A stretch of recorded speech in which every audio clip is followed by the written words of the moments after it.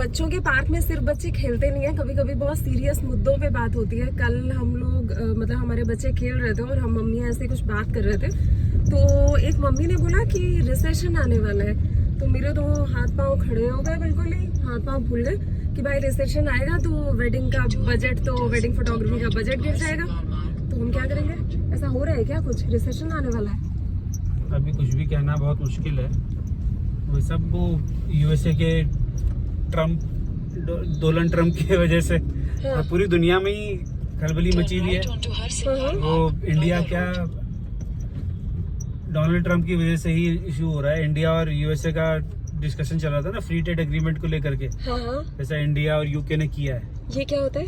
Free trade agreement में, agreement एक ऐसी होती है दो देशों के बीच में, दो इकोनॉमीज के बीच में, जिसमें कई सारे ऐसे लिस्टेड गुड्स होते हैं, गुड्स एंड सर्विसेज, जिनपे कोई ड्यूटी, कोई टैरिफ, कोई टैक्स नहीं लगता है। अच्छा। तो फॉर एग्जांपल अगर मैं यहाँ पे एक कार बना रहा हूँ और एक दूसरी कंपनी है, एफटीए के दौरान उस इंडस्ट्री को, जिसमें ऑटोमोबाइल आती है, मान लो उस पे ड्यूटी फ्री हो जाती है वो, तो जितने की वो गाड़ी वहाँ बिक रही है बाहर देश में, वही गाड़ी उतने की यहाँ बिकने लगेगी। अच्छा। तो वो कंपटीशन बढ़ जाएगा यहाँ की कंपनी के लिए। फॉर एग्जांपल मोबाइल फोन है, अब आईफोन पे भयानक टैक्स लगता है, लग्जरी प्रोडक्ट, लग्जरी गुड्स की वजह से भी, जिसकी वजह से वो इतना महंगा है।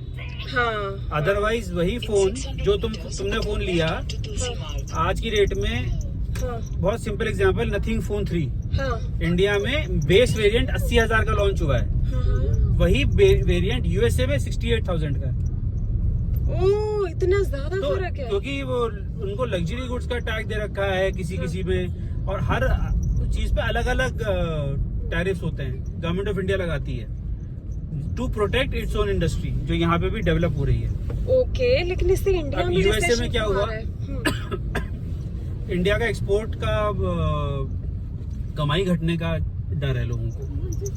अच्छा। एक्चुअली क्या है, यूएस इंडिया के बीच में करीबन 90 समथिंग बिलियन डॉलर्स का ओवरऑल ट्रेड होता है साल का। 90 समथिंग बिलियन डॉलर्स, उसमें से 50 समथिंग बिलियन डॉलर्स इंडिया का है और 40 के आसपास यूएसए की कमाई है। अच्छा। और यूएसए दुनिया का लार्जेस्ट इंपोर्टर है ऑफ गुड्स एंड सर्विसेज। वो दुनिया भर से इंपोर्ट करता है सामान। वो बहुत सारे ऐसे देश हैं जिनका लार्जेस्ट कस्टमर है। अच्छा। इंडिया में इंडिया का उतना बड़ा नहीं है, बट कई सारे ऐसे देश हैं, अगर यूएसए उनसे इंपोर्ट करना बंद कर दे तो 1-2 दिन के अंदर उस देश में इकोनॉमी खत्म हो जाएगी। ऐसे भी है? बहुत है। चाइना का बहुत बड़ा कस्टमर यूएसए है। अच्छा। और छोटे छोटे देश हैं, उनमें तो बांग्लादेश है जैसे, और इनकी यूरोप और यूएसए मिलकर पूरा टेक्सटाइल इंडस्ट्री बांग्लादेश का चला रहे हैं।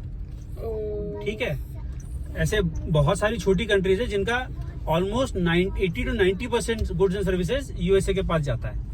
अब होता क्या है कि जो लिबरल इकोनॉमिस्ट हैं, जो लेफ्ट विंग इकोनॉमिस्ट हैं, उन सब ने जब ये पॉलिसी बनाई थी वर्ल्ड बैंक में इधर उधर, तब जो कमजोर कंट्रीज थी उनको ये दिया था कि आप अपनी इंडस्ट्री को प्रोटेक्ट करने के लिए आप टैरिफ इस तरह से लगा सकते हो कि आपकी इंडस्ट्री डेवलप हो।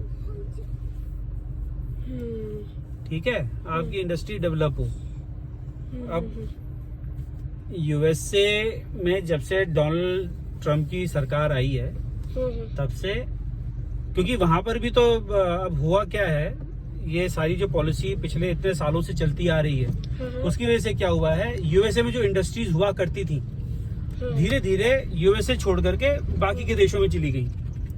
मैन्युफैक्चरिंग की इंडस्ट्री, जैसे डेट्रॉइट करके एक शहर है यूएसए में, ठीक है, वो यूएसए का सेंटर था ऑटोमोबाइल मैन्युफैक्चरिंग का।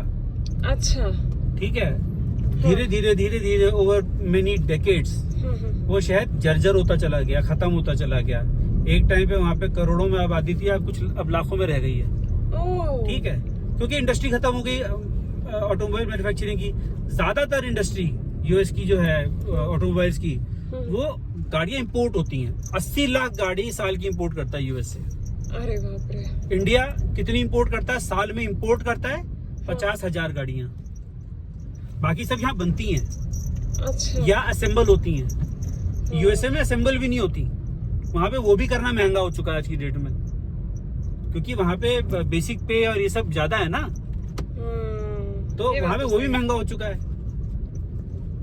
अगर आईफोन वाले एप्पल अपना आईफोन इंडिया, चाइना, वियतनाम से बंद करके वहाँ चले जाएं, तो आज जो फोन वहाँ पे $1000 का है, मान लो, जो वो $1000 से बढ़ करके $5-6 हजार का हो जाएगा।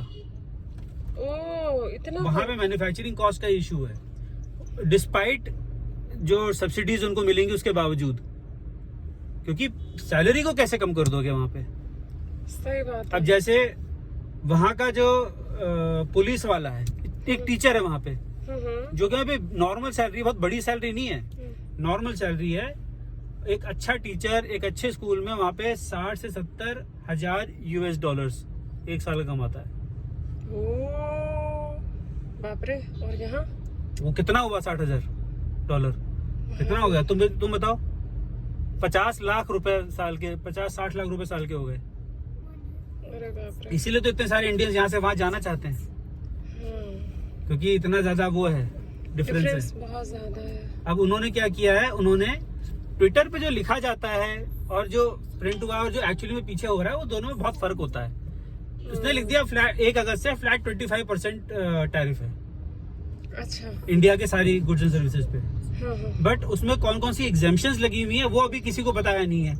वो लोग बोल रहे हैं, जो न्यू रिपोर्ट्स में आ रहा है कि फ्लैट नहीं है, जिन पे टैरिफ है उन पे 25% टैरिफ लगा हुआ है, कई चीजों को एग्जेम्पशन मिला हुआ है, क्योंकि अगर उनको एग्जेम्पशन नहीं देंगे तो यूएसए में भी दिक्कत हो जाएगी। हाँ, ये बात तो फॉर एग्जाम्पल दवाइयाँ, हाँ। इंडिया दुनिया की लार्जेस्ट मैन्युफैक्चरर है दवाइयों की। हाँ। हम दुनिया भर को सप्लाई करते हैं मेडिसिन, हाँ। ठीक है, हम वर्ल्ड लीडर्स हैं। हाँ। हमको रिप्लेस करना इतना आसान नहीं है। और अगर हमारी दवाइयों पे 25% ड्यूटी लगा दोगे इंपोर्ट पे, तो अमेरिकन को दिक्कत होगी ना दवाई खरीदने में। सही बात है। हाँ, ठीक है, लॉजिक। सेम चीज विद टेक।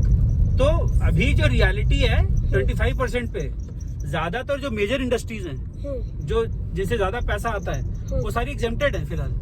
अच्छा। और अभी फ्री ट्रेड एग्रीमेंट पे डिस्कशन चल रहे हैं, बातें चल रही हैं, रिपोर्ट्स आ रही हैं कि वो लोग जो है अमेरिकन साइड, वो हमसे चिढ़े हुए हैं क्योंकि हम नेगोशिएट करे जा रहे हैं। हमारे यहाँ वो लोग हैं जो 3000 की शॉल को बोलते हैं 500 रुपए देंगे, तो इंसान चिढ़ जाता है। तुमने मेरा एग्जाम्पल दिया है। तो हम इंडियंस ही तो हैं, हम ही तो इंडियंस है ना यार। हमारे साथ भी तो कहते हैं कि 1.5 लाख के बजट से हमारा 40,000 का बजट है वेडिंग फोटोग्राफी का। इंडिया में ऐसी नेगोशिएशन हो रहा है, करेंगे? इंडिया में ऐसी नेगोशिएशन हो रहा है। उनको आदत नहीं है इस तरीके से नेगोशिएट करने की ना। तो मतलब जो भी है वो हमारे फेवर में होने वाला है। मतलब ऐसा जो भी है, गरीबी, रिसेशन, जो भी होगा, अभी कुछ कहना मुश्किल होता है इस वक्त, क्योंकि डोनाल्ड ट्रंप एक अनप्रेडिक्टेबल इंसान है। वो 10 बातें बोलता है, हाँ। उसमें से 9 होती नहीं। अच्छा, ये भी कहानी है। हाँ, पहले बोला था कि दुनिया पे सब पे मैं 50% टैरिफ लगा दूंगा। हाँ। उसके बाद बोलता है कि 90 डेज का मैं कूलिंग डाउन टाइम दे रहा हूँ। हाँ। फिर ये कर रहा हूँ, फिर वो कर रहा हूँ, बोलता रहता है। वो बेसिकली धंधे वाला आदमी है, ठीक है, उसे चाहिए डील। अब उसको अपनी जनता को दिखाना है कि मैंने तुम्हारे लिए क्या क्या कर दिया। हाँ, ये बात ठीक तो है। सही है। तो क्योंकि उसका ये लास्ट चांस है, इसके बाद तो वो दोबारा आने नहीं वाला इलेक्ट होकर के। हाँ, इलेक्शन कब है वहाँ पे? अब 3 साल है अभी तो। अच्छा। वहाँ पे 4 साल के लिए रहते हैं ना, 5 साल नहीं। ओके। तो अब उसको भी तो दिखाना है अपनी पब्लिक को। अब प्रॉब्लम क्या है, एक्चुअली में तो जॉब्स लेकर आ नहीं सकता वो। क्यों नहीं ला सकता? क्योंकि बहुत फर्क है ना, जो सैलरी लेवल्स हैं, वेजेस हैं, जो India, Vietnam, China versus USA, बहुत बड़ा गैप है। It's a huge gap. मतलब एक सुई अगर इंडिया में 1 रुपए लग रही है बनाने में, तो यूएसए में वो 7-8 रुपए लगेगी। बहुत बड़ा फर्क है, कई गुना का फर्क है।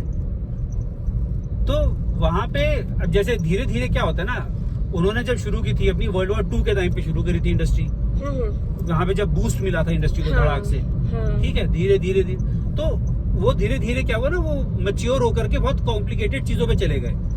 जैसे वो कॉम्प्लिकेटेड टेक्नोलॉजी वाली मैन्युफैक्चरिंग पे चले गए, और तो ये लो लेवल की मैन्युफैक्चरिंग होती थी, ये उन्होंने इसको अब बाकी देशों को दे दिया।